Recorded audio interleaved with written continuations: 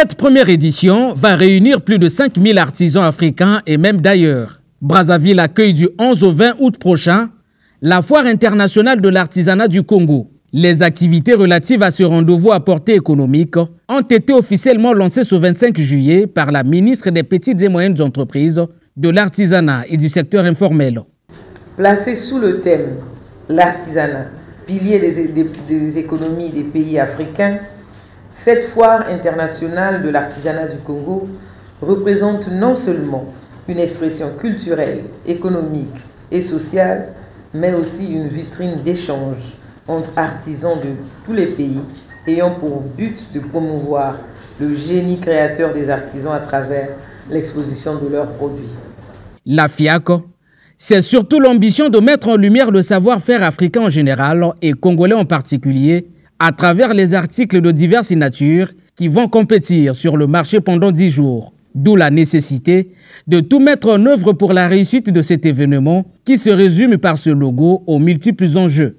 Le F pour dire foire, en vert, c'est le vert du drapeau congolais.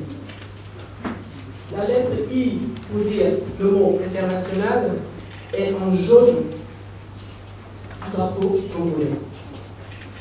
La lettre A qui représente le mot artisanat est fait en masque de nos ethnies Bébé, Téké, Pounou pour représenter le Congo ainsi que l'Afrique. Parce que ce même masque, nous le retrouvons au Gabon, en Angola et dans d'autres pays africains.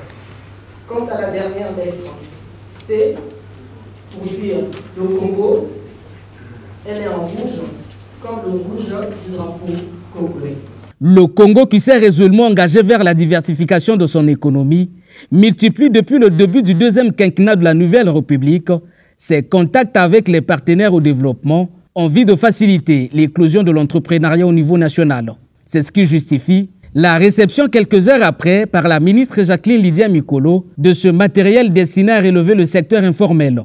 Ces microcrédits qui, pour un début, n'avaient touché que 200 acteurs du secteur informel maîtrisés, toucheront cette année près de 236 acteurs supplémentaires dans près de 14 branches d'activité reparties en 30 lots, conformément au dispositif de l'accord de partenariat signé le 30 avril 2021 avec le PNUD pour un montant de 100 000 $, soit 50 millions de francs CFA.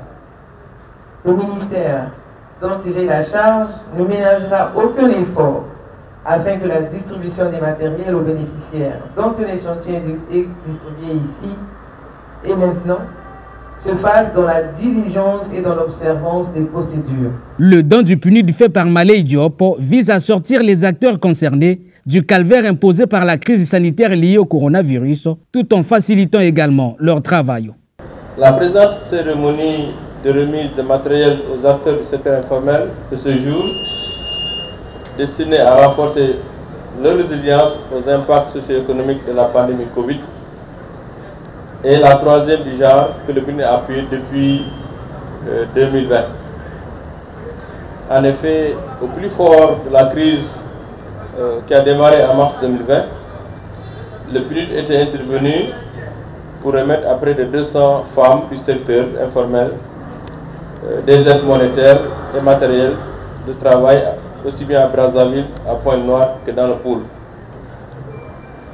De même, en 2021, le PNUD a appuyé le ministère en charge des PME, de l'artisanat et du secteur informel à travers un don de matériel de travail à plus de 500 acteurs du même secteur informel. Ce matériel concerne plus de 200 entrepreneurs évoluant dans les domaines bien distincts, dont 100 exerçant à Brazzaville.